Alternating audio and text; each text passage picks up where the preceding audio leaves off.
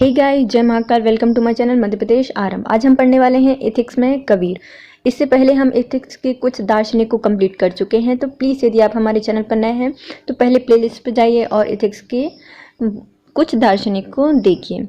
और आज हम पढ़ेंगे कबीर। तो प्लीज़ गाइस, यदि आप हमारे चैनल पर नए हैं तो पहले चैनल को सब्सक्राइब कीजिए, वीडियो को लाइक कीजिए, कमेंट कीजिए और शेयर कीजिए। और सॉरी गाइस, अभी भी मेरी तबीयत ठीक नहीं हुई है, इसलिए आपको थोड़ी सी आवाज़ मेरी डिफरेंट लग रही होगी। पहले से आवाज़ इतनी अच्छी थी और सर्दी ने और उसमें 4 चांद लगा दिए हैं। तो सॉरी गाइस, प्लीज़ मेरी आवाज़ को थोड़ा सा इग्नोर कीजिएगा और अपनी पढ़ाई को कंटिन्यू कीजिए। चलिए स्टार्ट करते हैं। कबीर, इनका प्रारंभिक जीवन। हिंदी साहित्य के महान एवं विख्यात व्यक्तित्व हैं ये। कबीर के जन्म के संबंध में अनेक किंवदंतियां प्रचलित हैं। कबीर चरित्र बोध एवं कबीर कसौटी ग्रंथ के विवरण के आधार पर कबीर का जन्म विक्रम संवत के 1455 में जेठ मास की पूर्णिमा को काशी उत्तर प्रदेश में माना जाता है। देखिए इनका कहाँ पे बताया गया है, 2 ग्रंथों में बताया गया है। कबीर चरित्र बोध मतलब उनके चरित्र का बोध जिस ग्रंथ ने करा है वो, और कबीर कसौटी ग्रंथों में इनका विवरण दिया गया है कि इनका जन्म कब हुआ था। विक्रम संवत के 1455 में हुआ था, जेठ मास में हुआ था और पूर्णिमा के दिन हुआ था। कहाँ? उत्तर प्रदेश, काशी में हुआ था। जुलाहा दंपति नीरू और नीमा द्वारा कबीर का पालन पोषण किया गया था। कबीर एक संत मतलब गृहस्थ संत थे। इनकी पत्नी का नाम क्या था? लोई था। इनकी 2 संतानें थीं, जिनमें आता है कमाल और कमाली। कबीर का व्यक्तित्व फक्कड़, मस्त मौला और विद्रोही थे। मतलब ये फक्कड़ थे, मस्त मौला थे और विद्रोही थे। वे निर्भीक, सत्यवादी, बाहरी आडंबरों के विरोधी और स्वतंत्रता के अदम्य साहसी एवं परोपकारी थे। कबीर अद्भुत ज्ञान एवं प्रतिभा से संपन्न थे। मध्यकाल में देश में सांप्रदायिक तनाव की स्थिति बनी हुई थी। धर्म, जाति, संप्रदाय के नाम पर व्यक्तियों को खूब लताड़ा जाता था या लड़ाया जाता था। देखो ये कब की बात हो रही है? मध्यकाल की हो रही है, जब उस समय धर्म भी बहुत मतलब उन्नति के आधार पर था और क्या था, जाति भी बहुत ज़्यादा मानी जाती थी। तो धर्म जाति में भेदभाव, हर जाति मतलब धर्म के अकॉर्डिंग ही कितने सारे भेदभाव कर दिए जाते हैं और जाति के अकॉर्डिंग भी कितने सारे भेदभाव कर दिए जाते हैं। तो उस समय इसमें बहुत लड़ाइयाँ हो रही थी और इन दोनों को बीच में लड़ाया जा रहा था। ऐसे तनाव से भरे माहौल में समाज में धार्मिक विद्वेष, अंधविश्वास, ऊंच नीच, जाति पाति एवं वर्ग वैमनस्य आदि व्याप्त था को समाप्त करने के लिए समय समय पर कई संत हुए हैं। इन्हीं में से एक संत थे संत कबीर।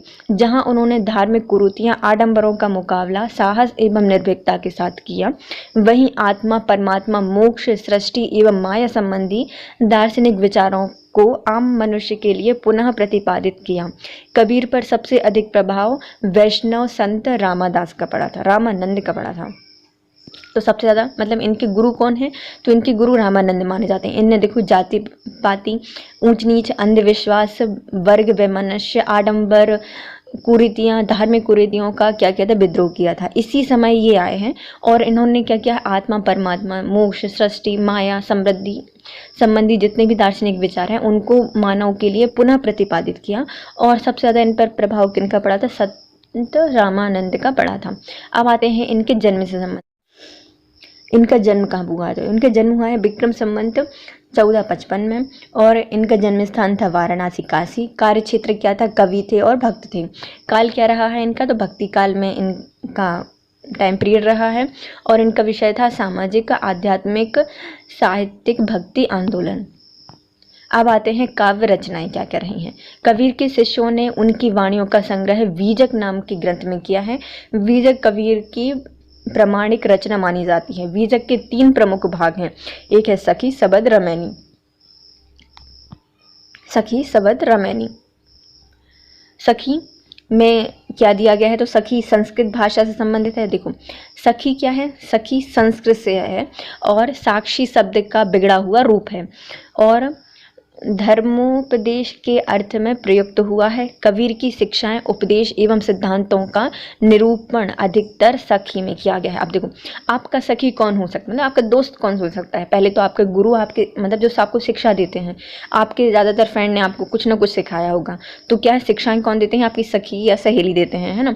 उपदेश भी बहुत ज़्यादा उपदेश देते हैं आपके, यदि फ्रेंड देखे जाए तो। मतलब जब उनको आप सुनेंगे ध्यान से तो लगता है कि भैया यही है नेक्स्ट कवि या फिर नेक्स्ट बुद्धा, है ना। कभी कभी ऐसा फील होता है। उनके सिद्धांतों का निरूपण ज़्यादातर कहाँ पे मिलता है? सखी में मिलता है। तो साखी में क्या क्या मिलता है हमें?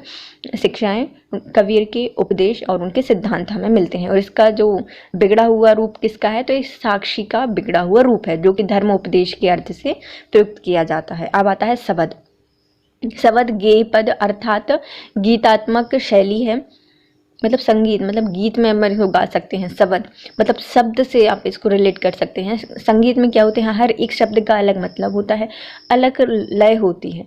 तो शब्द मतलब शब्द से आप उसको याद कर सकते हैं। तो संगीतमय शैली है, इसमें आपको उपदेशात्मक के स्थान पर भावावेश की प्रधानता मिलती। मतलब इसमें आपको उपदेश ज़्यादा देखने को नहीं मिलता, लेकिन इसमें क्या मिलेगा आपको? भावावेश मिलेगा। इसमें कबीर के प्रेम और अतरंग साधना की अभिव्यक्ति की गई है। अब इसमें शब्द मतलब प्रेम को आप शब्दों में डिफाइन नहीं कर सकते, विभक्त नहीं कर सकते।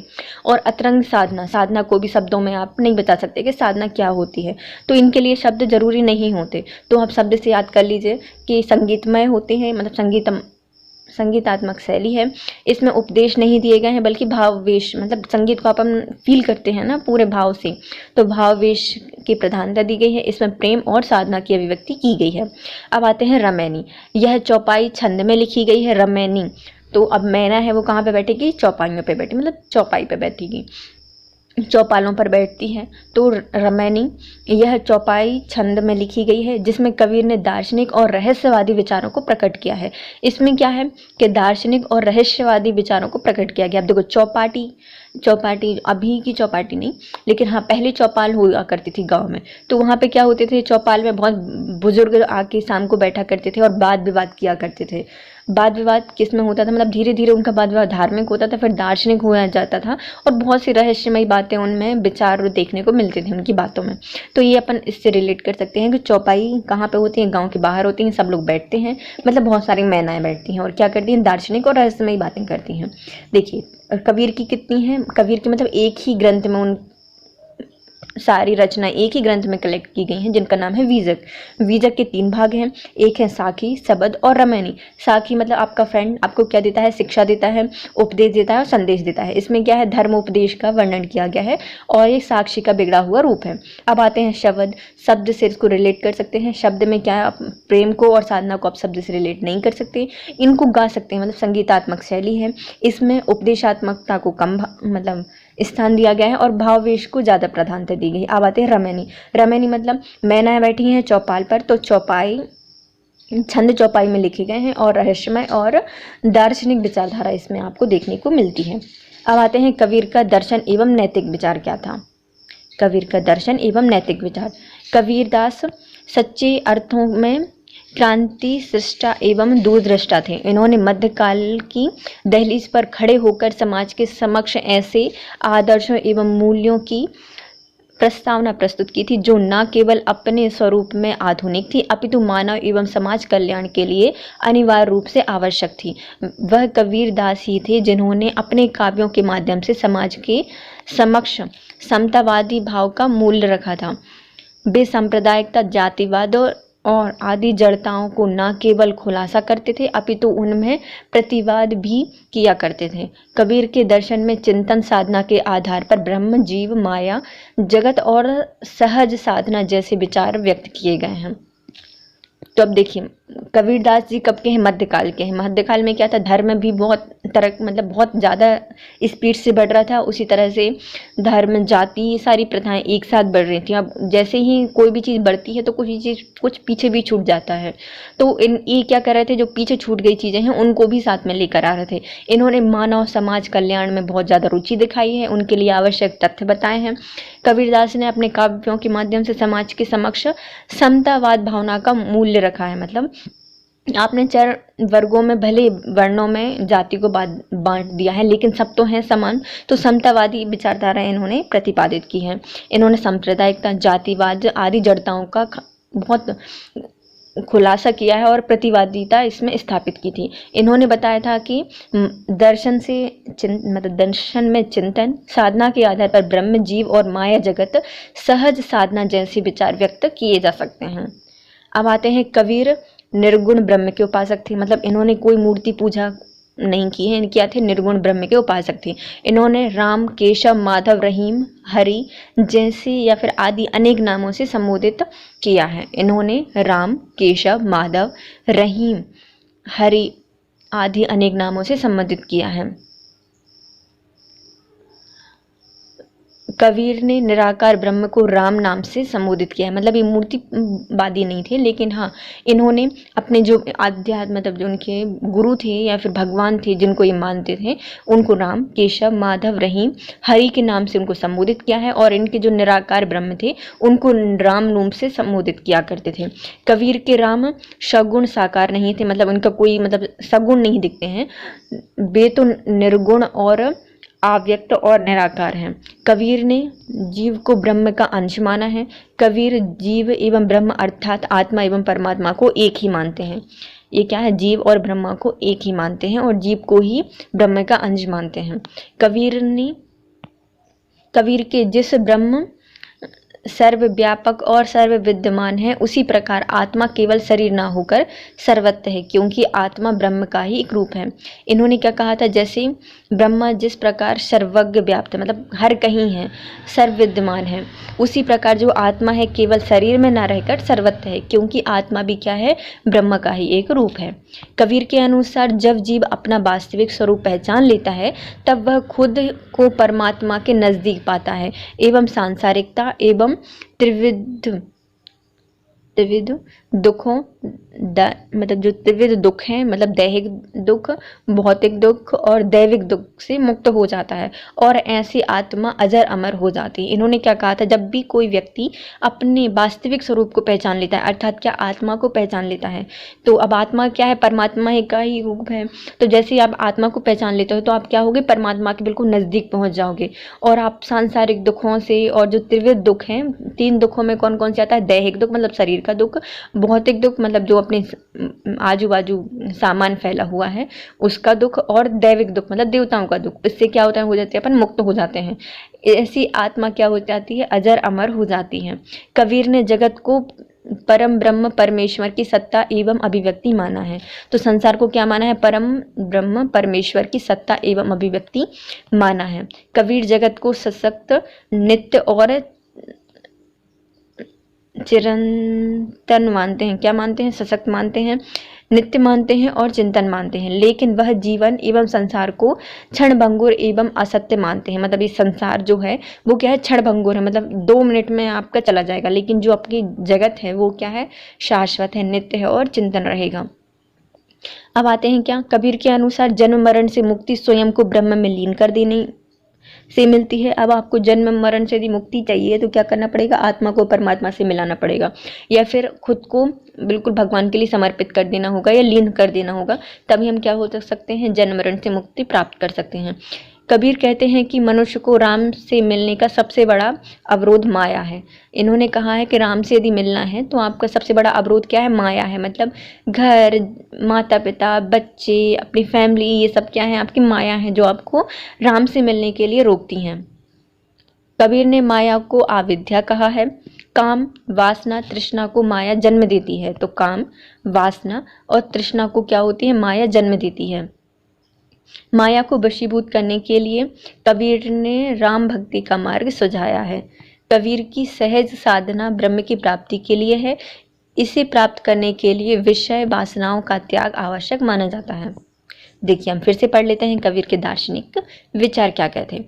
ये क्या थे? निर्गुण ब्रह्म उपासक थे। इन्होंने अपने जो आराध्य हैं उनके लिए राम, केशव, माधव, रहीम, हरि का नाम उपयोग किया है। इनके निराकार ब्रह्म को ज्यादातर इन्होंने राम के नाम से बुलाया है। राम क्या है? सगुण साकार नहीं है, बल्कि निर्गुण अव्यक्त और निराकार है। इन्होंने क्या कहा है कि जो जीव है वो ब्रह्म का अंश है। जीव और ब्रह्म आत्मा और परमात्मा का ही एक रूप है।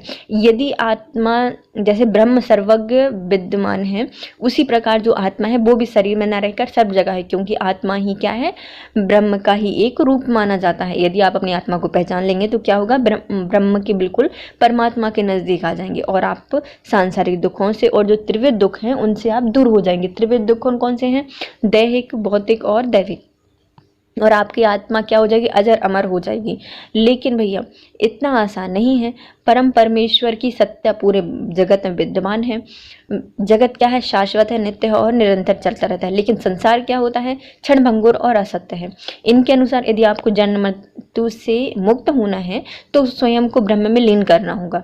मनुष्य को राम मिलने के लिए सबसे बड़ा अवरोध होता है माया। माया क्या होती है, माया काम, वासना और तृष्णा को जन्म देती है। माया को अविद्या कहा है इन्होंने। यदि आपको माया से मुक्त होना है या फिर उनसे वशीभूत होने से बचना है तो अब राम की भक्ति के मार्ग पे चले जाइए।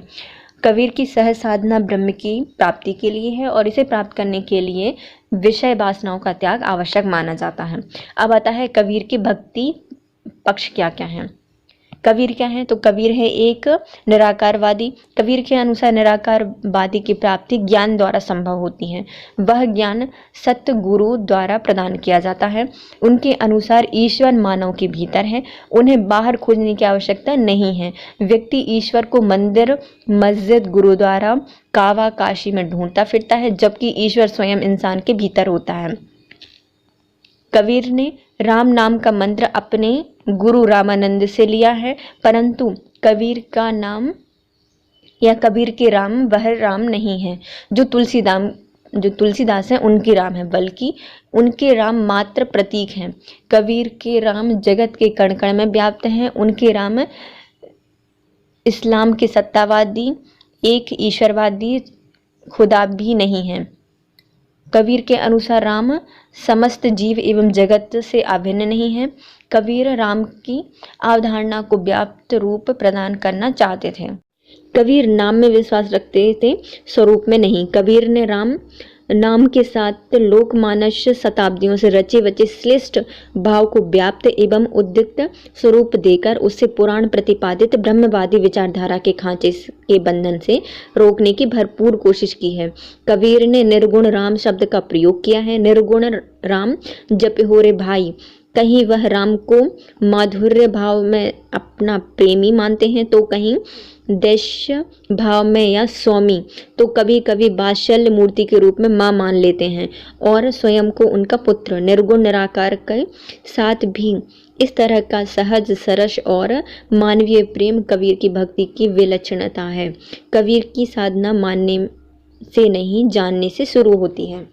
देखिए कबीर किसके उपासक थे, तो कबीर निराकार ब्रह्म को ज़्यादा मानते थे। इनके लिए शब्द कोई मायने, मतलब शब्द ही मायने रखता था, स्वरूप मायने नहीं रखता था। इन्होंने कहा था कि ईश्वर मनुष्य के अंदर है, आप उसको बाहर नहीं खोजिए। मनुष्य क्या करता है, मंदिर, मस्जिद, गुरुद्वारा, करवा, काशी में उसको ढूंढता फिरता है, लेकिन उसको ईश्वर नहीं मिलते, क्योंकि कहाँ है ईश्वर, तो मन के अंदर होते हैं ईश्वर। मतलब जो कबीर थे उन्होंने राम नाम का मंत्र अपने गुरु रामानंद से प्राप्त किया था, लेकिन इनके राम तुलसीदास जी के राम नहीं हैं, क्योंकि तुलसीदास के राम जी कौन से हैं, अयोध्या वाले हैं। लेकिन जो अपने कबीर हैं इनके राम निर्गुण हैं, वो कण कण में व्याप्त हैं। इनके ये भी नहीं कि ईसाई धर्म से संबंधित या फिर इस्लाम के कोई एक ईश्वर वास खुदा हैं, लेकिन नहीं, इनके क्या है, राम समस्त जीव जगत से भिन्न नहीं है, सभी में व्याप्त हैं। इनकी अवधारणा को व्यापक रूप से इन्होंने प्रतिपादित किया था। इनके अनुसार इनका विश्वास था कि राम नाम है और निर्गुण है ये, तो निर्गुण राम जप हो रे भाई, इन्होंने ये कहा था। इन्होंने जो बहुत शताब्दियों से चले आ रहे थे श्रेष्ठ भाव की व्यापक जो वैदिक पुराण है या पुराण प्रतिपादित ब्रह्मवाद विचारधारा है, उसकी खांचे में बंधने से रोकने की भरपूर कोशिश की थी। राम को माधुर्य भाव से उन्होंने कभी प्रेमी माना है, तो कभी उन्होंने स्वामी माना है, कभी उनको माता माना है और कभी उन्होंने अपने गुरु माना है और स्वयं को पुत्र मानते थे। ऐसे सहज सरस और मानवीय प्रेम कबीर की भक्ति में देखने को मिलते हैं। यदि कबीर की साधना को हमें समझना है तो पहले हमें क्या करना पड़ेगा, उसको जानने की शुरुआत करनी होगी। अब आते हैं कबीर के काव्य में सामाजिक चेतना। कबीर भक्त एवं आध्यात्मिक होते हुए भी समाज के प्रति संवेदनशील एवं चिंतनशील थे। वे हमेशा सामाजिक समरसता की बात करते थे। वे जातिवाद, सांप्रदायिकता एवं जड़ताओं पर न केवल प्रहार करते थे अपितु इनके प्रतिवाद भी स्थापित करते थे। जातिवाद को उन्होंने समाज की प्रगति की मुख्य अवरोध माना था। मतलब जातिवाद जो है वो क्या है, समाज की प्रगति को रोकने के लिए अवरोध है, इसलिए वह इस पर चोट करते हुए जाति पाति पूछ नहीं कोई, हरि को भजो सो हरि को होई की जो भावना है वो व्यक्त किया करते थे। हिंदू मुस्लिम जिस राम रहीम के भ्रामक भेद के आधार पर सांप्रदायिकता का प्रसार कर रहे थे, उसके प्रति कबीर दास ने प्रतिवाद करते हुए तीखा प्रहार किया था। उनकी मूल मान्यता मानव मात्र की एकता के आधार पर समाज की समानता का संकल्प प्रस्तुत करती है। वे हिंदू मुस्लिम दोनों की एक रस होने की बात करते हैं, इसलिए उन्होंने दोनों के लिए कहा है कि हिंदू कहत है राम हमारा, मुसलमान रहीमान। इस प्रकार कबीर ने समाज में व्याप्त रूढ़ियों और धार्मिक आडंबरों का पर प्रहार किया है। वे सच्चे अर्थों में प्रगतिशील समाज की संकल्पना लेकर आते हैं। उनकी मूल चिंता मानव और उनके कल्याण की है, अतः उनकी दृष्टि में मानव का विकास उसकी आधारभूत आवश्यकताएं महत्व रखती हैं। कबीर कहते हैं कि पाहन पूजे हरि मिले तो मैं पूजू पहाड़, बातें तो चाकी भली पीसे खाए संसार। देखिए इसको बहुत अच्छे से मेरी नानी भी बताती थी। पाहन पूजे हरि मिले मतलब यदि पत्थर पूजने से भगवान मिलता है तो मैं पूजूं पहाड़, तो मैं क्या पूजूंगा, पहाड़ पूजने लगूंगा। बातें तो चाकी भली मतलब उससे तो हमारी चक्की जो हाथ से पीसने वाली चक्की होती है, आटा पीसती है, वो भली कम से कम पीसी खाए संसार। उससे कुछ पीस लेते हैं और अपन संसार पूरा खाना तो खा रहा है। कबीर आडंबरों से इतर चाकी को वरीयत देते हैं जो समाज नीति एवं अर्थव्यवस्था के विकास की धुरी मानी जाती है। चाकी यहाँ उस सभी साधना तत्वों का प्रतीक है जिसमें व्यक्ति की जीवोपार्जन होता है तथा उसमें सभ्यता एवं भौतिकता का विकास है और समाज नित्य ऊंचाइयों को छूता है। कबीर दास मात्र हिंदू समाज की रूढ़िता का ही खंडन नहीं करते थे अपितु उनकी दृष्टि में मुसलमान समाज के आडंबरों पर भी जाती थी। वे इसके प्रति मात्र मूक दर्शांक ना होकर सच्चे क्रांतिवीर नजर आते हैं। वे समाज में पथ प्रदर्शक थे और वे कहते थे कंकड़ पत्थर जोड़ी के मस्जिद लियो बनाए। इस अभिव्यंजना द्वारा मुसलमानों के आडंबरों का खंडन करते हैं। इस प्रकार स्पष्ट होता है कि कबीर के काव्यों में सामाजिक चेतना सकल समाज के व्याप्त कल्याण की थी। उनमें क्या मुस्लिम, क्या हिंदू और क्या नाथ और क्या सिद्ध, किसी भी संप्रदाय, किसी भी जाति या किसी भी क्षेत्र को भेदमूलक व्यवस्था उनके प्रतिवाद के दायरे के बाहर नहीं रह पाती थी। कबीर प्राणी मात्र के प्रति प्रेम पर बल देते हैं। वे न केवल सामाजिक समरसता की बात करते हैं बल्कि सभी प्राणी यानी मानव, पशु, जीव जंतु के कल्याण की बात करते हैं। कबीर मात्र मूक दर्शक ना होकर सच्चे क्रांतिवीर नजर आते हैं। कबीर मात्र आलोचक या खंडन करता नहीं अपितु क्रांति या वीरता के सच्चे उपासक थे। उनकी कविता की मूल भावना में समरसता की स्थापना हमें देखने को मिलती है।